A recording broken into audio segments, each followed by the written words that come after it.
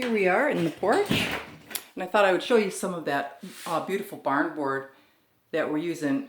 I had mentioned outside, the barn's ready to collapse, but we're hoping to strip as much of the wood and timbers off of it as we possibly can before that happens and use them in the house here. We really like being able to use it as the trim and, down along that old rock foundation. It looks so cool of this old farmhouse. This farmhouse was built about 1915 is what I believe it was built.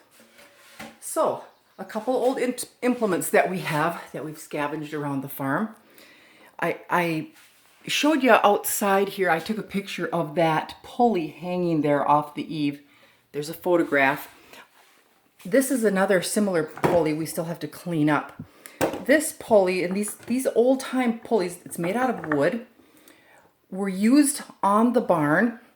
I'm figuring out the back of the barn on the sides, and inside the barn is a giant claw hanging from the ceiling. It's a giant hay claw that could be lowered down outside the barn window to scoop up hay and then drawn up into the window and then hauled all the way across the back of the barn and dropped. But they would have horses outside, or maybe later on tractors or whatever, to pull that pulley back or to pull that hay claw back and forth via these pulleys. And I'm sure there's many other ways they could use these. What we're going to do with the pulleys, like the one I showed you hanging on the eave, is hang some planters. And actually this one, what I'd like to do is, I have a different eave that I'd like to hang this. I'd like to hang a bird bath off of it for the birds that my cats can't reach, and then I can raise it and lower it with a rope, just like it was meant to be. Now, let me move this aside. This spiffy contraption here is a berry picker. And they had these even back in colonial times, but they would have been made out of wood. You can find a lot of them on Pinterest and places like that. But here, I've seen them called cranberry pickers also, but here in the Northwoods, it's more likely they would have been used to pick blueberries and things of that nature. There were a lot of old blueberry farms, high bush blueberries on the farm here when we first moved in. They've since died out of age, but I keep this in my kitchen just because I think it looks really cool.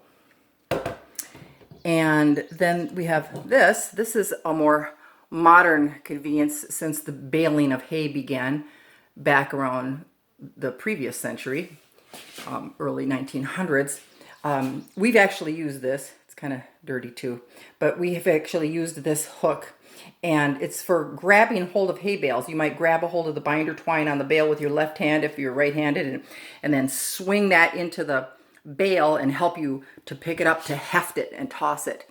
And we've used this a number of times while we've been haying, and now it's actually I think what I'm gonna do with it is I have this little table here, and I think I'm gonna hang it from the ceiling up here to be able to hang a light above my plants when I start my plants in the spring. We're trying to find good uses for these old tools to be able to display them and make them useful. Then of course you have an old-fashioned cowbell. And we were actually going to use this for a doorbell, but we haven't gotten around to doing that, so I'm not sure. Maybe someday. Oh, I do have one more tool I'd like to show you in my house, and my husband's really proud of this one. Well, first of all, let me show you. He built this old barn door for me out of an old outhouse door. And that's the original tools and hardware that's on it, the pheasant and things. And that covers my messy pantry. And then over here above the sink, here's another old claw that we have fashioned into comes out of this tube like this, into a paper towel holder. And that would have also been, you could use it to pick up hay and things. You spread that apart, spread it open, use it to grab bales and flip them up. So there's a couple of the old tools that we have around the farm.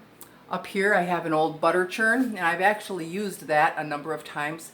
We used to get a lot of milk from a area dairy, and I would make a lot of butter, and then I found out that really a blender is a lot faster.